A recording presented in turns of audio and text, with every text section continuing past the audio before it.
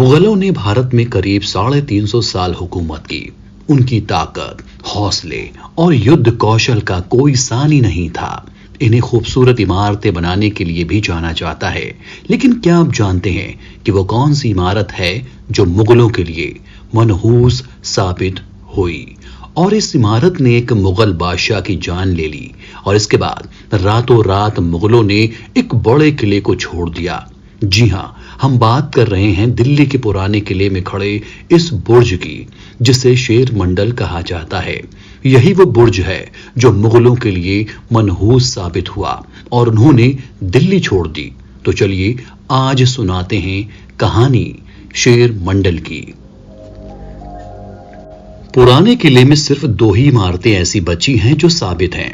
कोई लिखित सबूत तो नहीं है, इसलिए यह कहना थोड़ा मुश्किल है कि शेर मंडल की तामीर किसने की थी। या तो वो मुगल बादशाह हुमायूं थे या फिर शेर शाह सूरी। इतिहासकारों का इस पर एक अलग नजरिया है। कुछ का कहना है कि शेर मंडल का नाम शेर शाह सूरी के नाम पर नहीं रखा गया था, बल्कि ये सौर मंडल पर निगाह रखने वाला बुर्ज था, क्योंकि हुमायूं इसे वेधशाला यानी ऑब्जर्वेटरी के तौर पर इस्तेमाल करते थे।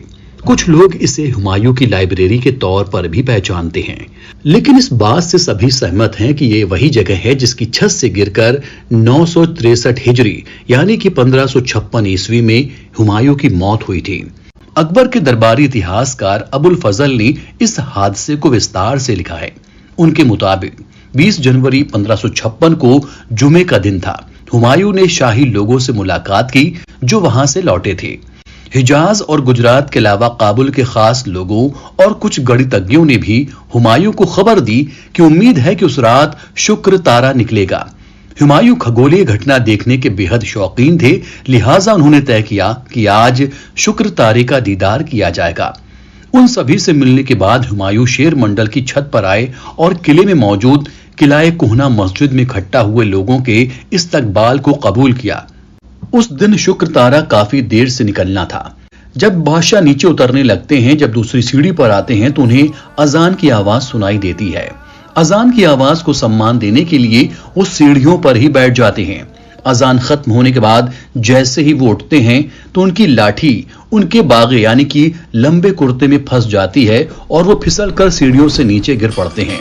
नीचे जब सिपाही उन्हें उठाते हैं तो उनके दाहिने कान से तेजी से खून बह रहा था।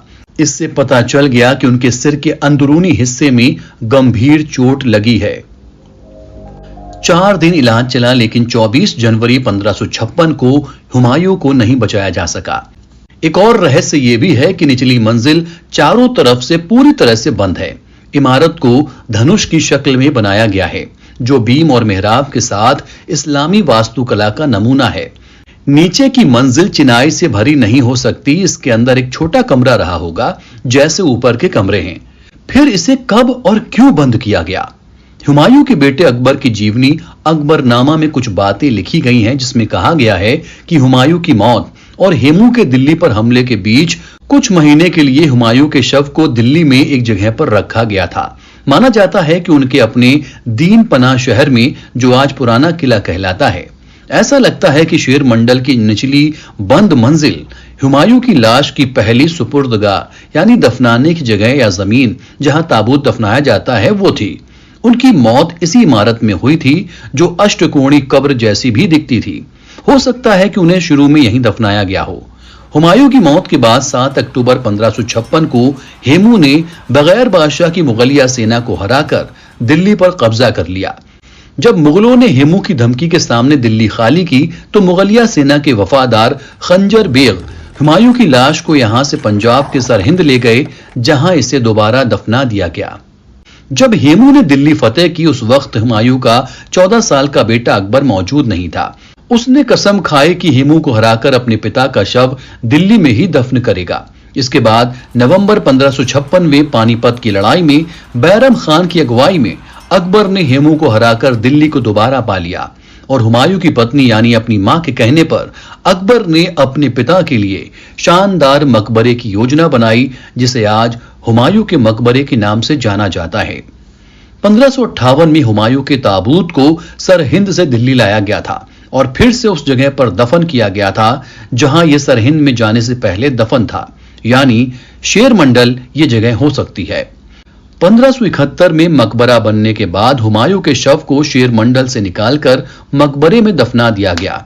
हो सकता है कि लाश को यहां से हटा दिए जाने के बाद शेर मंडल के निचले खाली कमरे को इस जगह से जुड़ी घटना की वजह से बंद कर दिया गया हो।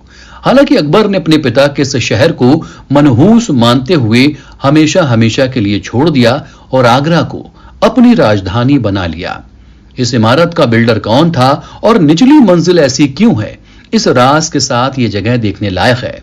आज ये इमारत एएसआई के मातहत है और कोई भी मंजिल जनता के लिए खुली नहीं है। कोई भी ऊपरी मंजिल या छत पर जाने के लिए सीढ़ियां नहीं चढ़ सकता है, लेकिन हाँ, इसकी खूबसूरती को बाहर से ही निहारा जा सकता है।